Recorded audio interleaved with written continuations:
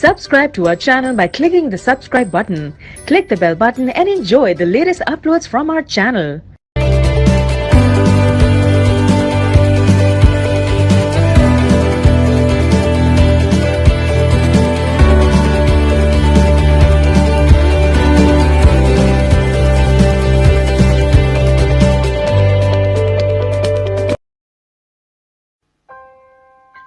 हारने वाले हमेशा असफलता के डर के बारे में सोचते हैं, लेकिन जीतने वाले हमेशा सफलता के पुरस्कार के बारे में सोचते हैं। दोस्तों, मैं आज आपको Alibaba.com के फाउंडर और इस समय चीन के सबसे धनी व्यक्ति जैक मा के सफलता की कहानी के बारे में बताने जा रहा हूं। जैक मा विश्व के सबसे सफल एंटरप्रेन्योर में से एक हैं। उनकी कुल संपत्ति $20 बिलियन आंकी गई है। दोस्तों, जैक ने यह सफलता इतनी आसानी से नहीं पाया है।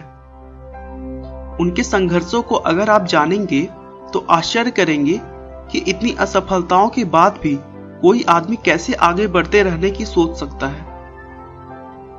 जैक मा का जन्म 10 सितंबर 1964 को चीन के एक छोटे से गांव में हुआ था। जब वे 13 साल के थे तभी उन्होंने इंग्लिश सीखनी शुरू कर दी थी।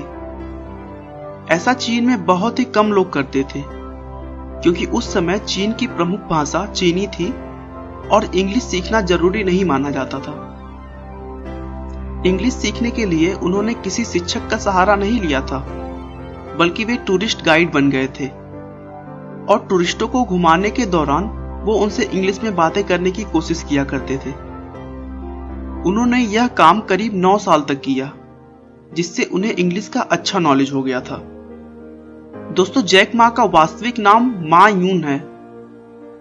इन विदेशियों को गाइड करते करते एक विदेशी व्यक्ति से उनकी गहरी मित्रता हो गई, जो उन्हें पत्र लिखा करता था, और उसी विदेशी मित्र ने उन्हें जैक नाम दिया, क्योंकि चीनी में उनका नाम बोलना और लिखना बहुत ही कठिन था। तब से मा यून को जैक के नाम से ही जाना जाता है। जैक का पढ़ाई में बिल्कुल भी मन नहीं लगता था।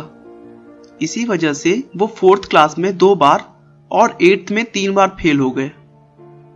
कैसे भी करके ये सभी एग्जाम्स पास की तो ग्रेजुएशन के एंट्रेंस एग्जाम में उन्हें 5 बार असफलताएं मिली। उसके बाद जैक ने एक बहुत ही खराब माना जाने वाला इंस्टीट्यूट में दाखिला ले लिया, जहां से 1988 में उन्होंने अंग्रेजी में ग्रेजुएशन की एग्जाम पास की। जैक मा के कैरियर की शुरुआत भी बहुत ही असफलताओं से भरा हुआ था। उन्होंने 30 अलग अलग जगहों पर नौकरी के लिए आवेदन किए, लेकिन हर बार उन्हें निराशा ही हाथ लगी। इसी बीच वो एक बार KFC में भी नौकरी के लिए गए। उस समय KFC चीन में पहली बार आया था। इस नौकरी के लिए 24 लोगों ने आवेदन किया था, जिसमें से 23 लोग सेलेक्ट हो गए, लेकिन एकमात्र जैक का चयन नहीं हुआ। शुरू से ही इंग्लिश अच्छी होने के कारण बाद में उन्हें एक कॉलेज में एज अ लेक्चरर रख लिया गया। उसके बाद उन्होंने कुछ दिनों तक ट्रांसलेटर का काम किया। 1995 की शुरुआत में वो अपने दोस्त से मिलने अमेरिका गए, जहां उन्होंने पहली बार इंटरनेट देखा। जैक मा ने इससे पहले कभी भी इंटरनेट नहीं चलाया था। जैक ने जब पहली बार इंटरनेट चलाया तो उन्होंने बियर शब्द खोजा। उन्हें बियर से संबंधित बहुत सी जानकारियां अलग अलग देशों से प्राप्त हुई, लेकिन वो यह देखकर चौंक गए कि उस सर्च में चीन का नाम कहीं भी नहीं था। फिर उन्होंने चीन के बारे में सामान्य जानकारियां ढूंढने की कोशिश की, लेकिन फिर उन्होंने पाया कि चीन की कोई सामान्य जानकारी भी इंटरनेट पर उपलब्ध नहीं थी। जैक को इंटरनेट में एक अच्छा अपॉर्चुनिटी दिखाई दे रहा था, जिसके बाद जैक ने इंटरनेट से ही जुड़ी हुई किसी काम को करने का सोचा। उन्होंने थोड़ा और रिसर्च किया और फिर अपने देश के छोटे बड़े व्यवसाय को इंटरनेट से जोड़ने के लिए अपने फ्रेंड्स के साथ मिलकर एक वेबसाइट बनाई, जिसका नाम चाइना येलो पेज था। कॉन्सेप्ट अच्छा होने के बावजूद उन्हें चीन में इसके लिए फंडिंग नहीं मिल पाई, जिसके कारण उन्हें इसे भी बंद करना पड़ा। दोस्तों, इतने असफलताओं के बाद तो शायद ही कोई होगा जो आगे फिर और कुछ करना चाहेगा। लेकिन नहीं, जैक ने अपनी पुरानी कमियों को ध्यान में रखते हुए अपने वाइफ और 20 लोगों के साथ मिलकर उसी कॉन्सेप्ट के साथ फिर से एक नया वेबसाइट बनाया, जिसका नाम alibaba.com था। इसमें भी उन्हें शुरुआत में थोड़ी सी प्रॉब्लम फेस करनी पड़ी, लेकिन फिर सॉफ्ट बैंक के एक बड़े निवेश के साथ इस कंपनी ने कभी भी पीछे मुड़कर नहीं देखा और देखते ही देखते दुनिया की सबसे बड़ी ई कॉमर्स कंपनी ईबे को अगले 4 सालों के अंदर ही अंदर अपने देश से बाहर का रास्ता दिखा दिया। जैक मा आज दुनिया के रिचेस्ट पर्सन में गिने जाते हैं। उनकी कुल संपत्ति $20 बिलियन से भी ज्यादा है।